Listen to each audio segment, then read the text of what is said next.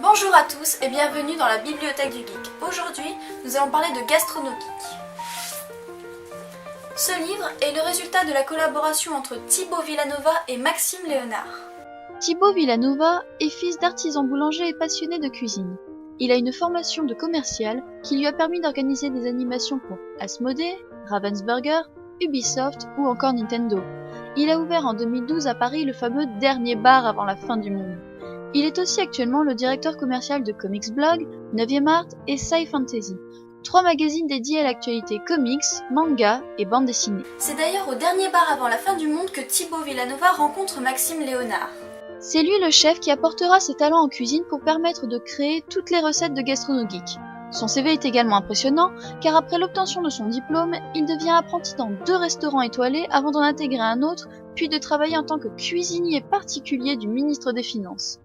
Il a poursuivi sa carrière dans plusieurs grands restaurants avant de partir à New York. Maintenant, on va pouvoir parler du livre en lui-même. Tout d'abord, il faut reconnaître que le livre est de très belle facture. La couleur bleu nuit associée au dos du livre doré rend l'objet vraiment très beau et raffiné. D'autant plus que le geek avisé ne manquera pas de remarquer que ce sont de minuscules Triforce qui composent ce doré et que certains symboles renvoient très clairement à un univers en particulier. Maintenant, découvrons ce que renferme ce livre. Les recettes sont divisées en 5 chapitres, chacune entrecoupée de lexiques, d'astuces culinaires, de pages de livres dont vous êtes le héros ou de cartes au trésor.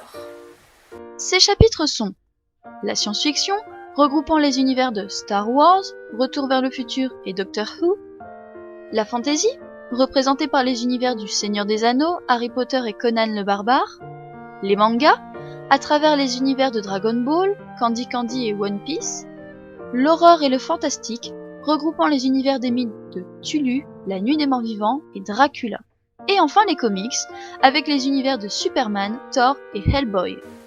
De plus, le livre se présente avec un fil conducteur assez particulier puisqu'il consiste en une énigme où il faut retrouver des lettres disséminées à travers le livre. Si vous prenez ce livre dans l'espoir d'avoir des recettes dont le résultat visuel est à l'effigie d'objets issus de la culture geek, vous serez très vite déçu, et seul l'œil de Sauron saura véritablement vous satisfaire. GastronoGeek n'a pas cette ambition, mais plutôt celle de recréer des recettes de plats issus d'un univers en particulier.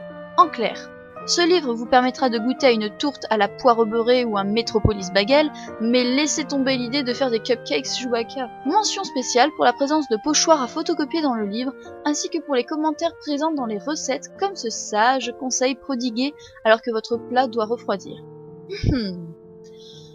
Pendant ce temps, révisez votre sortilège d'amnésie.